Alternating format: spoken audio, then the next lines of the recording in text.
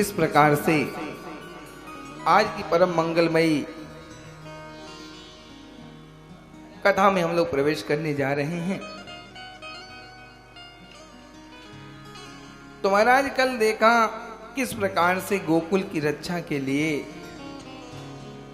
परम पिता परमेश्वर के पिता यानी नंद जी ने गोपान गोकुल रक्षायाम निरूप्य मथुराम गता, यानी जो एक मुखिया का कर्तव्य होता है अपने समाज का भरण पोषण और उसकी रक्षण के लिए कार्य करना, वो हमारे नंद बाबा अपने ग्वाल बालों एवं उपनंदों के लिए करने जा रहे हैं। इधर बेटे की पुत्र की खुशी, लेकिन खुशी में भी उनको याद आया कि मेरे प्रजा का भी कार्य मेरा है। और हर मुखिया का कर्तव्य यही होना चाहिए कि अपनी प्रजा के लिए कार्य करना चाहिए।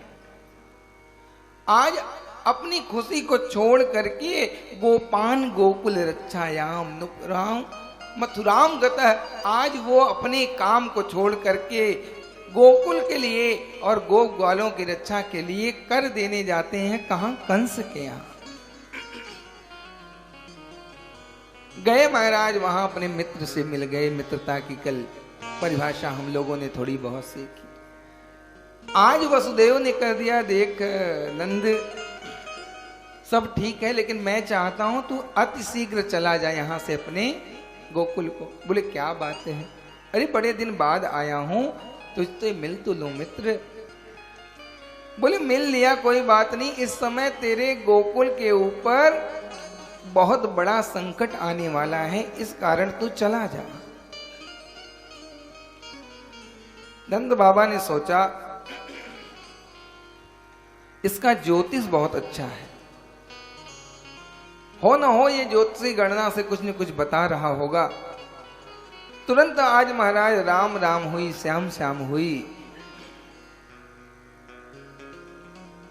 और आज जैसे ही नंद बाबा मथुरा की तरफ बढ़े तो उधर से क्या हुआ महाराज, आज पूतना आ गई, बड़ा सुंदर स्वरूप लेके। क्यों आई है? कंसेन प्रहिता घोरा पूतना बाल घाती शिशुश्चार निघ्यन्ति पुरग्राम व्रजादिषु। कंसेन प्रहिता घोरा पूतना भाल घातनी, यानी कंस के द्वारा प्रेरित पूतना आज गोकुल आ पहुंची। और आ करके महाराज, क्योंकि वो तो पूतना है, राक्षसी है, उसका स्वरूप भी बहुत विकराल है, आ करके महाराज सोच रही है कंस ने मुझे भेजा है और आज मैं अगर कृष्ण को नहीं मारूंगी तो कंस मेरे प्राण ले लेगा। देखो महाराज, इस संसार में यदि सबसे ज्यादा प्रिय है कुछ तो हमारा प्राण। लोग कहते हैं पुत्र बड़ा प्यारा है, पुत्री बड़ी प्यारी है, पति बड़ा प्यारा है, पत्नी बड़ी प्यारी है। ये केवल और केवल अज्ञानता का परिचय देना ही है। इस संसार में अपने प्राणों से ज्यादा प्रिय न कोई हुआ है, न होगा, न है।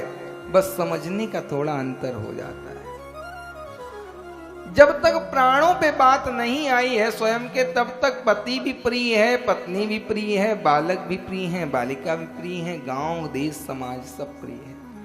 जब तक अपने प्राणों पे बात नहीं आई तब तक, और जब प्राणों पे बात आ गई तो कोई प्यारा नहीं है, ना हम किसी के, ना कोई हमारा।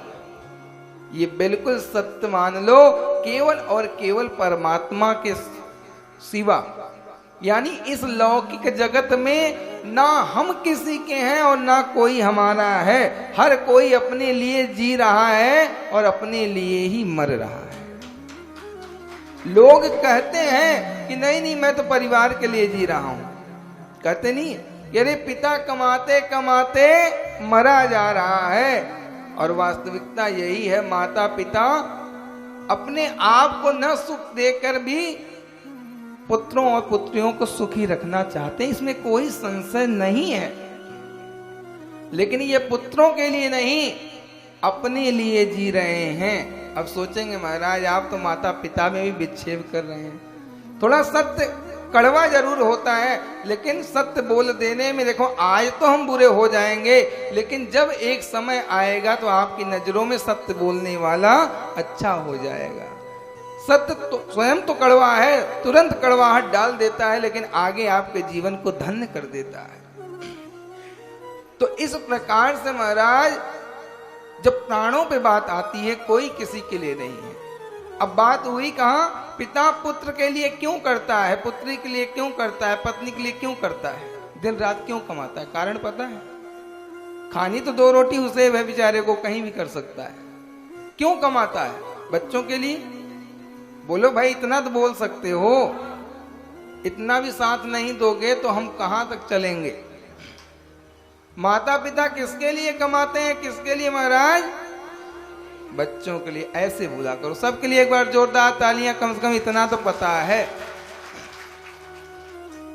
लेकिन महाराज माता पिता अपने लिए कमाते हैं, बच्चों के लिए नहीं कमाते। अब बड़ी विस्मय आ गई, माता पिता बड़े कष्ट में हो गए। पंडित जी अच्छा फंसा रहे हो, पहले तो जयकारा लगवा के ताली भी ठुकवा दी और दूसरा फंसा भी रहे हो। कोई व्यक्ति किसी के लिए नहीं कमाता, ना हम किसी के, ना कोई। हमारा ये बात हमेशा लिख लेना, हम वो चीज हमारे ऊपर भी लागू है। ऐसा नहीं कि हम यहाँ उपदेश दे रहे हैं तो हम भी ये कर रहे हैं तो अपने प्रारब्ध बनाने के लिए, परमात्मा की प्राप्ति के लिए। आपके लिए हम कुछ नहीं कर रहे हैं। आप कर रहे हो, सुन रहे हो, अपने लिए, हमारे लिए कुछ नहीं कर रहे हो। आप दान कर रहे हो अपने लिए, हमारे लिए नहीं। हम दान कर रहे हैं अपने लिए, आपके लिए नहीं। माता पिता अपने नाम को, अपनी इज्जत को बचाने के लिए खुद तो फटा पुराना पहन लेते हैं, लेकिन पुत्र को अच्छा क्यों, कि अगर निकलेगा तो यही लोग कहें अरे फलनवा का बेटा देखो, खुद तो टाई पेंट लगा के सूट बूट में और बच्चे ऐसे पड़े। इस लज्जा को ढकने के लिए, बचाने के लिए करते हैं कार्य महाराज। और खुद भूखे रह लेंगे, पुत्र को भूखा नहीं अच्छा अच्छा खिलाएंगे। क्यों? क्योंकि समाज में ये ना हो कि इनके घर में ये दिक्कत है। ये हर घर की स्थिति है, लौकिक जगत में जो भी है हर किसी पे ये लागू होता है। इस बात को समझ लेना। अब इसका मतलब ये नहीं कि हम अपने जिम्मेदारियों से मुकर जाएं, अपनी जिम्मेदारियों को हमें निभाना है। और ये बात जान लेना है, ना हम किसी के लिए कर रहे हैं, ना कोई हमारे लिए कर रहा है। हम अपने उस धर्म को बनाने के लिए कर रहे हैं, उस प्रारब्ध को बनाने के लिए कर रहे हैं, जिससे आने वाला समय हमारा अच्छा हो। कुछ अच्छा किया परमात्मा यहाँ बैठाया, कुछ अच्छा आप किए परमात्मा यहाँ बैठाया। अब अगर यहाँ आने के बाद आगे वाला क्या होगा, इसलिए अभी से विचार करना पड़ेगा। अगर नहीं करेंगे ये अच्छा बीत जाएगा, आगे बड़ा कष्ट होगा। तो इसलिए आप अपने लिए कर रहे हो कुछ भी, और हम अपने लिए कर रहे हैं। ना हम किसी के, ना कोई हमारा। केवल कहने की बात है, मैं वो नहीं रहेगा तो मर जाऊंगा, वो नहीं रही तो मर जाऊंगी, बच्चे नहीं रहे तो मर जाऊंगी, ऐसा कुछ भी नहीं है। किसी के मरने से, किसी के ना रहने से, ना किसी का काम रुका है ना रुकेगा। जो आया है सो जाएगा भाई, राजा रंग फकीर। और कोई सिंहासन चढ़ चला, कोई बंधा जात जंजीर। महाराज जाना तो हर किसी को है, इसमें कोई दो राय नहीं है। परमात्मा पति पत्नी में, पत्नी को कभी उठा लेता है, पति बड़ा कष्ट में हो जाता है। एक घटना बताऊं, बड़ा दृष्टांत याद आ गया। बहुत प्रेमी युगल थे, यानी उनका अफेयर, लव मैरिज हुआ था। बहुत अच्छा, मतलब प्रेम संबंध उनका था, और फलीभूत कर लिया, विवाह कर लिया। ये स्थिति थी, पत्नी नहीं अगर भोजन पाए तो पति भी नहीं पाए। बड़ा अच्छा प्रेम चल रहा था। 8-10 साल विवाह के हो गए, बड़ा अच्छा अब भी चल ही रहा है। अचानक पत्नी की मृत्यु हो जाती है अकारण। अब महाराज पति पागल पागल फिरा घूमे। जब तक थी तब तक तो बड़ा अच्छा था, और जब चली गई तो ये क्या करने लग गया, नशा करने लग गया, मदिरा सेवन करने लग गया, और दिन भर महाराज रोता गाता रहे। लोगों ने पूछा भाई क्यों रोते हो, कुछ बोले ना, केवल और केवल पत्नी की याद में, उसी की विरह में रोता रहे। एक संत के पास गया, संत जैसे देखे बोले क्या हो गया, बहुत दुखी रहते हो? बोले इसी कारण मैं आया हूं। बोले इतना नशा क्यों करते हो? बोले क्या करूं, जब से गई है उसी की याद में रहता हूं, इस कारण नशा कर लेता हूं ताकि कुछ मुझे शांति मिल जाए। लोग अपनी शांति के लिए नशा करते हैं और नशा करने के बाद शांति नहीं, क्रांति आ जाती है महाराज। 0 वाट का भी बल्ब 1000 वाट की बात करने लग जाता है। 0 वाट का बल्ब भी 1000 वाट का काम करने लग जाता है मदिरा पान करने के बाद। सुबह फिर ठीक हो जाएगा, लेकिन जब तक वो नशे में है तब तक 0 वाट का बल्ब भी 1000 वाट हो जाता है। बोले अच्छा उसकी याद में पी लेते हो? बोले बस यही कारण है, पहले नहीं पीता था। बोले अब पीने लग गए। और लोग भी बोले भाई क्या करे, गम में पी लेता है बेचारा। संत ने कहा अच्छा ठीक है। कब कब याद आती है वो? बोले जब तक पिया रहता हूं तब तक नहीं आती, और जब नहीं पीता तभी आ जाती है। संत ने कहा अच्छा जब नहीं पीते हो तब आ जाती है, और जब पी लेते हो तो नहीं आती है, तो उसको आप अपने पास लाना चाहते हो या उससे दूर भगाना चाहते हो? सच सच बताना। बोले प्रभु संत भगवान यदि सही बात बताओ तो मैं उसे अपने पास लाना चाहता हूं। तो बोले पीते क्यों है महाराज, जब वो चली जाएगी तो क्या फायदा है? पीने चली जाती है ना? बोले हाँ प्रभु चली जाती है।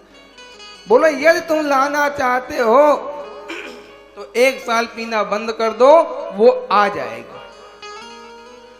अब बड़ा चक्कर पड़ गया, वो तो मर गई तो आएगी कैसे? और तो और विवाह भी नहीं कर रहा है विवाह की योग्यता, क्योंकि उसके सिवा उसे कोई अच्छा लगता ही नहीं महाराज। बहुत लोगों ने प्रयास किया। संत ने कहा यदि तुम उसको दोबारा लाना चाहते हो, ये मैं तुम्हें वचन देता हूं, यदि 1 साल पीना बंद कर दो, निश्चित वो तुम्हारी पत्नी के रूप में कहीं न कहीं आ जाएगी। बोला बिल्कुल पक्का है महाराज? बोले अरे गारंटी दे रहा हूं, कहीं लाई स्टैंप पे लिख दूं, 1 साल तुझे बंद करना पड़ेगा। जैसे ही महाराज आज संत ने उपदेश दिया, बोला प्रभु कल की बात छोड़िए, आज से ही हमने पीना बंद कर दिया, आज के 1 साल बाद आपसे मिलूंगा। यदि कुछ गड़बड़ हुआ महाराज तो आपकी खैर नहीं होगी, क्योंकि मैं पीना आज छोड़ रहा हूं। संत भगवान ही बोले महाराज तू पहले छोड़ तो दे, फिर मुझसे आके बात करना। अब महाराज 6 महीने हो गए, 1-2 दिन बीतना बड़ा कठिन हो उसे हर समय। पत्नी की जगह अब नशा याद आने लग गया। जब संत भगवान ने छुड़ाया तो पत्नी की जगह उसे नशा याद आने लग गया। कैसे पीऊं, क्या करूं, कहां जाऊं, और पी लूंगा तो पत्नी नहीं मिलने वाली। ऐसे बेचारा बड़ा कठिनाई में आ गया, बड़ा फंसता गया, बड़ा रो रहा है कि अच्छा मैं फंस गया संत के पास जाके, इससे बढ़िया तो था कि पीता ही था तो मौज तो रहती थी महाराज, मौज रहती थी, रोज रहती थी। अब तो संत ने छुड़ा दिया। धीरे धीरे नशा में बिल्कुल आसक्त हो गया और मन करे जाए ठेके तक महाराज। जैसे ही वहां पहुंचे फिर सोचे पत्नी नहीं मिलेगी, फिर लौट आए, फिर जाए महाराज आज पी ही लूंगा, पत्नी मिले या ना मिले, अब बिना नशे के तो हमारा जीवन बेकार है। जाए महाराज बोतल पकड़ भी ले, फिर उसके बाद सोचे अरे छोड़ो कुछ दिन तो बीत गए, अरे थोड़ा और बिता लूं, पत्नी मिल जाए, और ज्यादा उसे नशा सताने लग, यहां तक में भी बना ले, लेकिन जैसे मुख को लगाने जाए फिर याद आ जाए पत्नी छूट जाएगी। अरे छोड़ो 1 महीने बीत गए, अरे 11 महीने और बिता लेंगे। धीरे धीरे महाराज नशे के कारण पत्नी से भी उसका प्रेम कम हो गया, क्योंकि नशे में भी उसका प्रेम जुड़ गया और पत्नी में भी जुड़ गया। और संयोग से एक दिन ऐसी अच्छी युवती दिख गई, उसे मिल गई और दोनों का महाराज विवाह पाणी ग्रहण संस्कार हो गया और उसके बाद 1 साल बाद हो गए और तो और जो दूसरा उसका पाणी ग्रहण संस्कार हुआ वो पहली पत्नी से भी ज्यादा अधिक प्रेम देने वाली, निष्ठावान और संस्कारवान हो गई। 1 साल बीत गया, खूब आनंद से जीवन जी रहा है और संत भगवान इंतजार कर रहे हैं कि कब आएगा।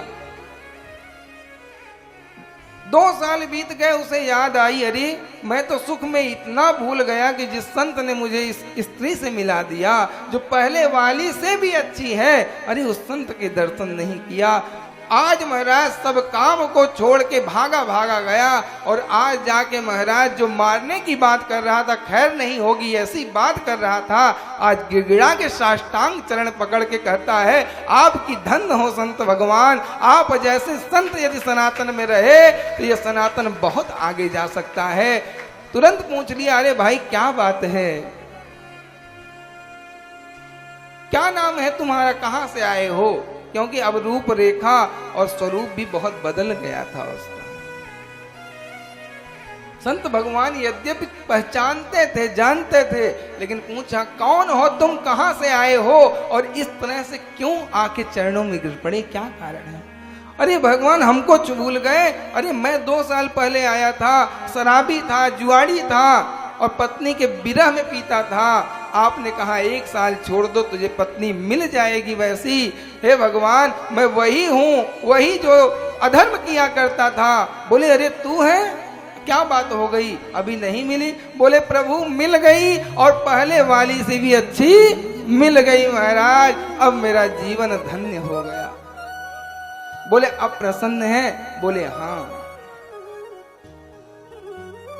कहने का तात्पर्य संत का जो शब्द होता है उसमें परमात्मा का वास होता है। ये सच्चा संत है तो, अधर्मी ढोंगी पाखंडी है तो कुछ होने वाला नहीं। और आज के समय में 90% 90% ढोंग प्रपंच अधर्म ही चल रहा है, धर्म के आड़। ये शब्द मुझे कहना नहीं चाहिए लेकिन दुख भी होता है। आज समाज इतना समझदार हो गया, समझ जाता है कि पाखंड क्या है, ढोंग क्या है, समझ में आ जाता है। लोगों के स्वरूप को देखकर ही पता चल जाता है कि आपकी वास्तविकता क्या है। आज ढोंग, धर्म के नाम पे लोग ढोंग कर करके अपने घर को बना रहे हैं, परिवार को बना रहे हैं, रिश्तेदारों को बना रहे हैं, लेकिन परमात्मा के कार्य में भक्तों को बनाने का कार्य नहीं किया जा रहा है। जबकि महाराज धर्म के द्वारा कमाए गए धन से केवल और केवल धर्म के कार्य में ही उसका प्रयोजन होना चाहिए। हाँ, यदि आप गारहस्थ हैं, परिवार हैं, तो 15-20% 100 रुपए मिला धन अगर धर्म से, तो 20 रुपए अपने परिवार के लिए निकाल के बाकी 80 आपको धर्म में ही लगाना चाहिए।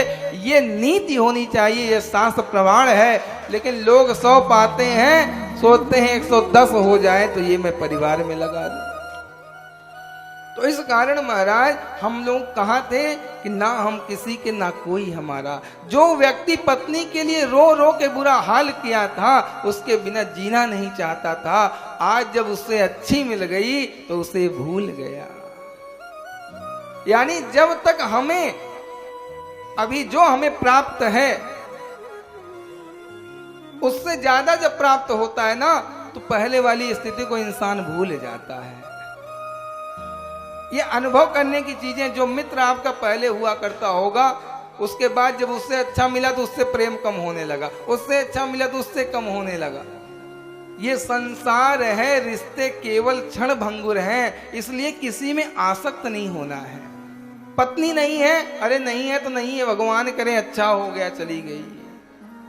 कम से कम महाराज निर्द्वंद होके कम से कम आप भगवान का भजन तो कर लोगे।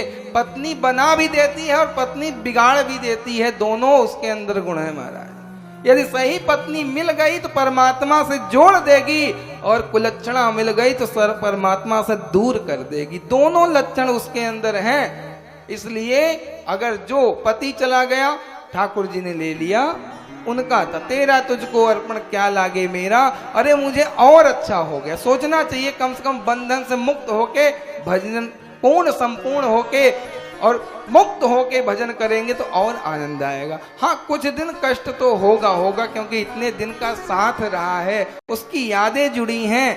कष्ट तो होगा कुछ दिन, लेकिन धीरे धीरे जब 2-4 साल बीतेंगे तब आप ही को वो दुख सुख में परिवर्तित कर देगा कि अब बढ़िया है। इसलिए किसी के जाने पे हमें कभी कमी महसूस नहीं होनी चाहिए। परमात्मा से निवेदन करें, हे परमात्मा इस दुख की घड़ी में हमें साथ दें और हमें हमेशा अच्छा करने का मार्ग प्रशस्त करें। ऐसा सोच लोगे तो कभी भी जीवन में दुख मिलने वाला नहीं है, कभी आप दुखी नहीं होंगे। बोलो भक्तवत्सल भगवान की जय हो।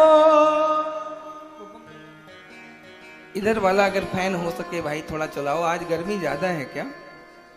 और ये भी कार्यकर्ताओं से निवेदन कि इधर भी पंखे नहीं चल रहे महाराज, भक्त बेचारे कुछ बोल नहीं रहे हैं, इसका मतलब ये नहीं कि इनके साथ अत्याचार हो जाए। कम से कम जो सुविधाएं हैं उसका लाभ तो हमें परमात्मा यदि सुविधा दिया है तो लाभ होना चाहिए। सभी पंखाओं को चालू करके कम से कम महाराज थोड़ा सुख प्रदान किया जाए। बोलो भक्तवत्सल भगवान। तो यहां महाराज आ जाती है पूतना और पूतना का परमात्मा अंत कर देते हैं। बड़ी जोर से चिल्ला के प्राणों को त्याग करती है।